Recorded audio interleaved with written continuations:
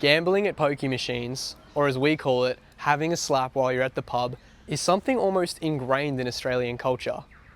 Innocently named the gaming section in the pub, pokie machines allow anyone over the age of 18 to test their luck with their hard-earned cash. As you'd expect, the house always wins. So much so that in 2023 alone, Queensland has lost $3.2 billion to pokie machines. It's a costly habit, and concern about it is on the rise. To get a better understanding of the pokies in the Gold Coast, I spoke to Dom, a local pub manager in Southport, about their popularity, how frequently he sees the same customers coming back, and why he thinks the issue still persists. Well, they're pretty popular. I mean, a lot of people use them as downtime, whereas generations get older, it's kind of their new Xbox. Yeah, true. Sort of thing, so they just come and chill out and they just want to relax a bit of time. Dom says harm minimisation in pubs is minimal. Beyond a $100 cap in the machine and $5 spins, there's little else to stop people spending big. So, I mean, you could have someone come in at 10 in the morning and leave 3 o'clock the next morning, come back 10 o'clock the following morning and back again and stay all the way till 3 a.m, but, So there's no limitation. Casinos is different. Casinos have limitations. We don't have limitations in pubs and clubs yet. He suggests that the tax revenue generated by the machines for the government is the reason we haven't seen more policies implemented. The government likes them more than what probably business owners do. Dom also explained that in some ways, pubs like his have come to depend on the revenue generated by pokie machines. This is apparently the norm throughout Queensland. Is that whatever your bars and food make, maybe 40% of your gaming revenue. In a tough economy, for pubs like these, the revenue generated by the pokies can be a lifeline, but for most players, it's anything but. To better understand the issue, I spoke to Karen Alexander, a social worker who specialises in addiction. So there's so many things that make the pokies addictive. There's the colour, there's the noise, there's the excitement that it builds. There's other people, like listening to the other people. There's also, it's around alcohol normally as well, so that increases that excitement around it. Karen thinks the younger generation could be at even more risk of harm from the pokies, with conditioning and convenience being the main contributors to this.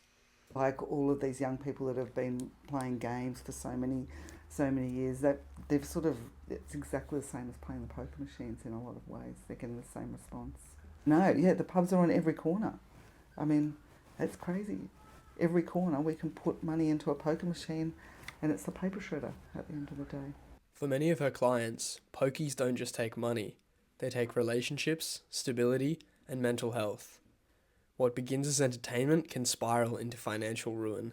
Like I've known people that have lost their houses through that. They've also lost their relationships.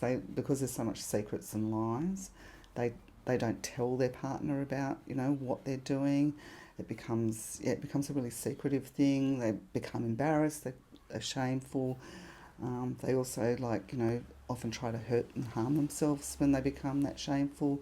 They become depressed. They stop talking, to their other friends. So they really shut down, and they're not in the moment anymore. So they're constantly wondering about, that next fix and that next, I'm going to win, and not actually being in the moment when they're even at home with their family and friends. It's not all bad news. The pokies bring in billions in tax revenue each year, money that in theory could be used to support local communities. I mean, there's lots of facilities, a lot of money goes back in the community from it. Truck ton of money goes back from clubs and pubs back into the community, and taxes from the game machines build your hospitals and everything going around. So, whilst pokies are bringing the government billions in tax revenue, less than 1% of that revenue is being spent on harm minimisation policy and programs. We've done harm minimisation with cigarettes in the government, and it's been really strong, and it's actually to a point where the government have been told to stop doing any putting up cigarettes and everything because it's not helping anymore. So they've done that with cigarettes and they've done that with vaping. However, they're not doing that with gambling possibly because of, you know, the repercussions they can have over, you know, getting what money they're getting, revenue. For some, the pokies are just entertainment, but for others, they're a paper shredder for their money, relationships, and lives. On the Gold Coast alone, the average adult loses $864 to the pokies every year. This begs the question, at what cost do we stop feeding the machines?